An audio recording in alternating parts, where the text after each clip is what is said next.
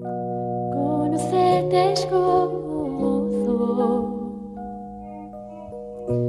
conocerte es gozo. Esto me ministra mucho a mí, porque me hace entender algo.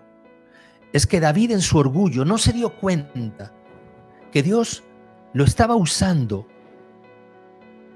Dios lo estaba usando para que a través de la maldad del pueblo, como muchas otras veces, él se pusiera de rodillas, clamase e intercediese para que Dios no castigase al pueblo.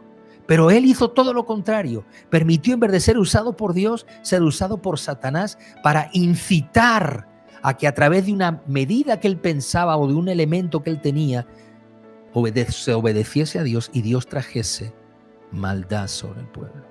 Y yo te hago esta pregunta. Si hay un pueblo inclinado hacia lo malo, ¿qué hacemos los que estamos aquí? ¿Nos inclinamos a ser instrumentos para que Dios haga justicia o nos inclinamos y nos humillamos para que Dios haga misericordia? Yo te pregunto algo. ¿Qué pasa cuando vemos el juicio de Dios sobre la tierra? ¿Nos gozamos que Dios juzgue a la tierra o nos ponemos de rodillas para que Dios pare el juicio y podamos ofrecerle a la gente la salida de la humillación y el reconocimiento y la obediencia? Porque pareciese que a veces David, en vez de ser instrumento para impedir el juicio, es un instrumento para facilitar el juicio. Y esto es serio, amado. Porque esto me hace entender que a veces la iglesia no ha entendido lo que estamos viviendo aquí. Porque pareciese en gran manera que en mucha medida, a veces, la plaga es buena para que la gente se dé cuenta que Dios está ahí.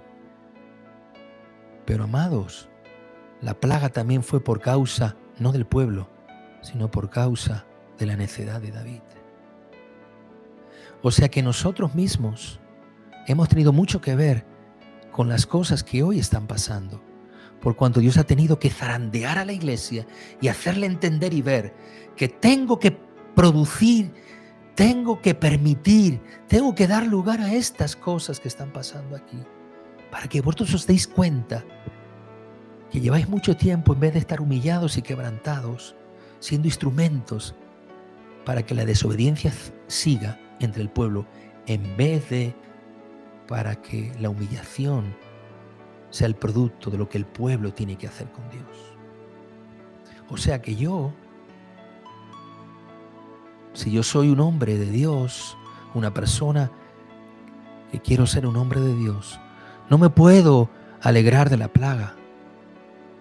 Lo que tengo que hacer es decir, Señor, párala y permíteme que le enseñe a este pueblo que está aquí fuera cómo pueden obedecer a Dios y parar esta situación en sus vidas.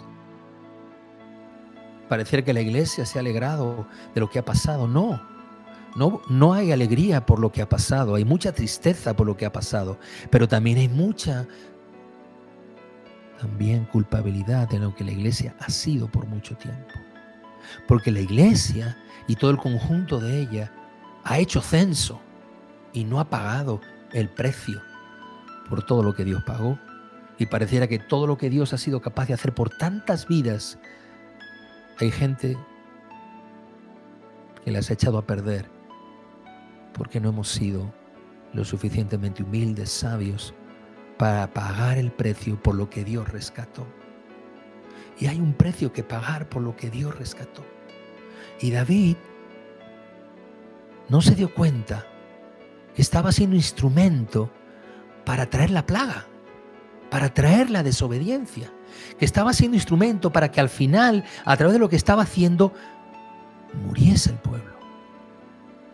Por eso después, cuando empieza la plaga, no, Señor, por favor, porque él desestimó. Al contrario, él pensó, bueno, prefiero caer en manos de Dios, no de los hombres, porque total, Dios es más bueno. No. Cuando se trata de la desobediencia, se trata del juicio de Dios, amado, se trata de juicio y prevalece sobre misericordias. Y David tuvo que salir corriendo y decir, no, por favor, no. Y el profeta Gad le dijo, no, ves ahí y levanta altar de sacrificio, sacrifica para que Dios pare la mortandad.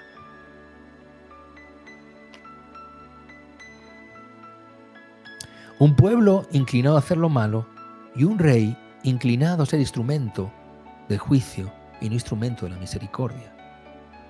Ante los grandes males de los pueblos contra Dios, ¿nos disponemos para mediar el castigo o nos disponemos para inclinarnos, interceder y para que el perdón de Dios los haga conocerles?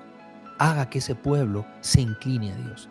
Hoy hay mucho que decirle a la gente para que ellos puedan comprender allá afuera que, amado, se paga un rescate por ellos y no tienen por qué sufrir el juicio si son capaces de aceptar el rescate que se pagó por ellos.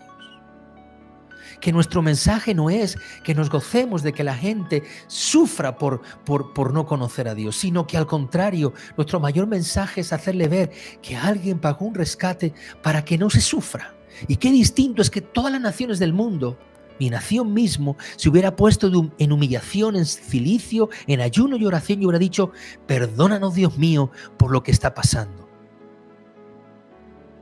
Porque hubiéramos tenido posiblemente resultados diferentes y a lo mejor la plaga no hubiera tocado a tantos inocentes. La iglesia escondió el precio del rescate y lleva años escondiendo el precio del rescate de Dios por las vidas. Llevamos años sin decirle a la gente cuánto se pagó por ellos. Llevamos años enmudecidos, enumerando nuestros pueblos, cuidando a nuestra manera de la gente, pero no intermediando para que Dios pare, por favor, las plagas. Y esta plaga no va a parar solamente por causa de vacunas o métodos humanos. Esto lo va a parar Dios y su pueblo. Aquellos que tienen la capacidad hoy de tener la visión suficiente de entender que si Dios mandó una plaga y yo tuve que ver con eso como pueblo de Dios, lo que me corresponde a mí es no permitir que nadie más sufra y me ponga en humillación y en quebrantamiento por todas esas vidas. El precio fue la peste, amados. Quiero que leas por favor en 2 Samuel, versículo 24, versículo 15 al 18, porque el precio que se pagó fue la peste. Como no se pagó rescate, como no quisieron el precio de su sangre, entonces perecieron por la peste y el pecado. Conocerte es gozo, conocerte es gozo, adorarte es feliz.